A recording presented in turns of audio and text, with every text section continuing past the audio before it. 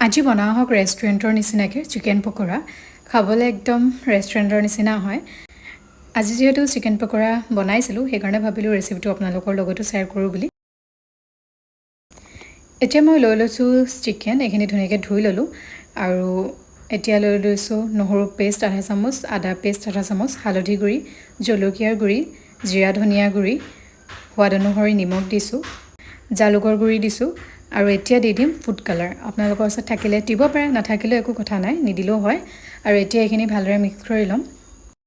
colour নিদিলেও হয় যেহেতু ৰেষ্টুৰেণ্টত কালাৰ অকণমান দিয়ে সেইকাৰণে মই দি দিছোঁ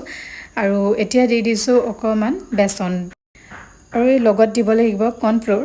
আৰু অকল কৰ্ণফ্ল'ৰ দিও বনাব পাৰে বেচন নিদিলেও হয় কিন্তু মই অকণমান বেচনটো দি দিছোঁ টেষ্টটো ভাল লাগে আৰু এতিয়া দি দিছোঁ অকণমান পানী আৰু এইখিনি ভালদৰে মিক্স কৰি ল'ম এইখিনিতে আৰু দিব লাগিব এটা কণী সেয়া কণী এটা ভাঙি লৈছিলোঁ সেয়া দি দিছোঁ লগতে দিব লাগিব অকণমান নেমুৰ ৰস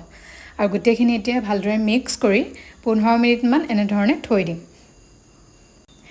এতিয়া তেল গৰম হৈ গ'ল আৰু এতিয়া চিকেনখিনি মই ফ্ৰাই কৰি ল'ম আৰু মিডিয়াম ফ্লেমত দিব মিডিয়াম ফ্লেমত দিলে চিকেনখিনি ধুনীয়াকৈ সিজিব আৰু এতিয়া মই ধুনীয়াকৈ গোটেইখিনি দি লৈছোঁ চিকেন পকৰা এনেধৰণে বনালে ছেম ৰেষ্টুৰেণ্টৰ টেষ্ট পাব এদিন ঘৰত এনেধৰণে বনাই খাই চাব হয়তো বহুতে বনাই খায়ে আৰু এতিয়া মোৰ এইখিনি ফ্ৰাই কৰা হৈ গ'ল গোটেইখিনি ধুনীয়াকৈ ফ্ৰাই কৰি ল'লোঁ আৰু কালাৰটো দেখিছেনে ইমান ধুনীয়া হৈছে চিকেন পকৰাখিনিও ৰেডি হৈ গ'ল ওপৰতে মই পিঁয়াজ দি দিছোঁ লগতে ছাইডতে নেমু ধুনীয়াকৈ কাটি দিছোঁ আৰু এইফালে জলকীয়াৰ চাটনি লৈ লৈছোঁ কাৰণ চিকেন পকৰাত জলকীয়াৰ চাটনি দিলে খাই ভাল লাগে আৰু আজিৰ ৰেচিপিটো চাই কেনেকুৱা লাগিলে জনাব যিসকলে নতুনকৈ চাই আছে তেওঁলোকে মোৰ চেনেলটো ফ'ল' কৰি দিব